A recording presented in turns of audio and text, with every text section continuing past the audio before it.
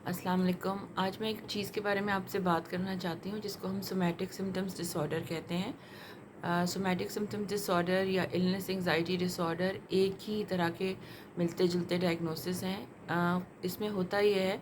कि बहुत छोटी सी कोई जिस्मानी अलामत होती है या एक आध अलामत होती है, लेकिन उसको लेकर बहुत बड़ा डायग्नोसिस जहन में आता है। जैसे अगर आपको बदहज़मी हो रही है तो ऐसा लगेगा कि शायद दिल का दौरा आ रहा है,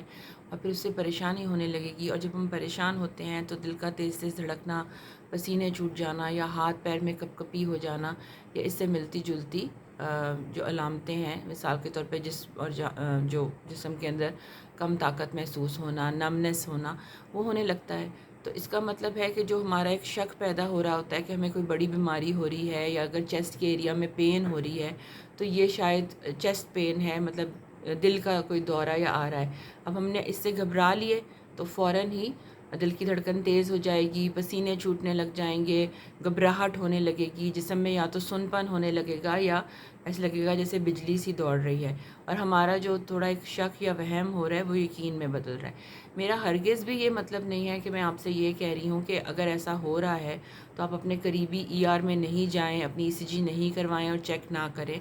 लेकिन जो हम सोमैटिक सिम्पटम्स डिसऑर्डर की या इलनेस एंग्जाइटी डिसऑर्डर की बात कर रहे हैं, उसमें ये चीज़ बार बार होती है। यानी पिछले 6 महीने या 1 साल में आप अपने अंदर ये महसूस करेंगे, या अपने किसी करीबी शख्स में, दोस्त में, रिश्तेदार में, घर वालों में से किसी शख्स में ये महसूस करेंगे कि वो बहुत फ्रीक्वेंटली डॉक्टर्स के पास जाता है और सेम ही टेस्ट उसके बार बार होते हैं। कई ईसीजीज़ हो चुकी हैं, मैदे के डॉक्टर्स को दिखाया जा चुका है, राइज़ेक और बहुत सी दर्द की दवाएं, न्यूबरॉल फोर्ट या कुछ भी, बहुत ज़्यादा नुस्खे उसके पास मौजूद हैं, वो इस्तेमाल भी करता है। किसी ने एल्प लिख दी तो एल्प भी साथ चालू हो गई। तो उस तरह का एक पैटर्न अगर आपको 6 महीने या 1 साल में नज़र आ रहा है, और ये भी याद रखें कि ये हर तरह की उम्र के लोगों की बीमारी है। ख़वातीन में थोड़ी ज़्यादा होती है मर्दों से, लेकिन बहरहाल दोनों जो जेंडर्स हैं उनमें मौजूद होती है। हर तरह की उम्र से मेरा मतलब ये है कि जैसे बच्चे भी हो सकते हैं, ऐसे बच्चे जिनको घर के अंदर बहुत ज़्यादा अपना एक्सप्रेशन ना इनकरेज किया जाता है, और ना ही जो है वो उन्होंने सीखा है, तो वो अपने जज्बात का या परेशानी का इजहार करने से बेहतर समझते हैं कि वो कह दें कि उन्हें बुखार है या सर दर्द है या पेट दर्द है। इसी तरह टीन ईयर्स के एडोलेसेंट लोग, अडल्ट लोग, वो भी। फिर एक और जो स्पाइक है इन सिम्टम्स की, वो देखी जाती है बुज़ुर्गों में। हम ज़हनी तौर पे चूँकि मुसलमान हैं तो इस चीज़ को एक्सेप्ट करना कि हमें आखिर उम्र में बीमारी से या मौत के प्रोसेस से ख़ौफ़ आता है, हम ज़्यादातर नहीं करते हैं। हम उसको अल्लाह ताला की रज़ा और इस तरह की बातें कहकर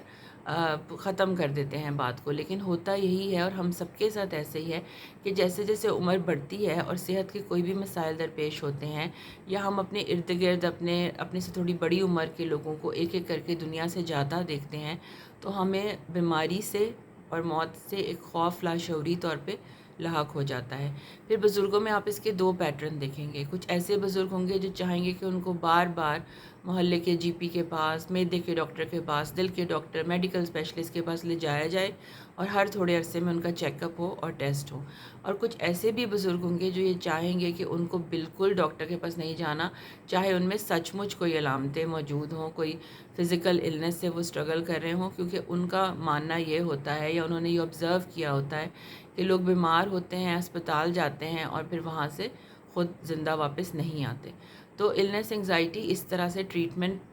चाहने वालों में की भी हो सकती है, और ट्रीटमेंट अवॉइडेंट भी हो सकते हैं लोग। कहने का मकसद ये है कि अगर आप ये पैटर्न ऑब्ज़र्व कर रहे हैं तो फिर ज़रूर कोशिश करें कि 3-4 महीने की या 6 महीने की ऑब्ज़र्वेशन के बाद अपने घर से करीब किसी माहिर नफ्सियात से ख़ुद जाकर या ऑनलाइन मशवरा कर लें। ख़ास तौर पर अगर आप 2 चीज़ें नोट कर रहे हों, यानी इस पूरी जो सोमैटिक सिम्पटम्स डिसऑर्डर है या इलनेस एंग्जाइटी है,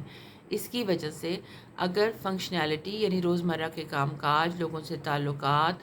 अपने लिए बिस्तर से उठना, इधर-उधर फिरना, सब चीज़ों में हिस्सा लेना,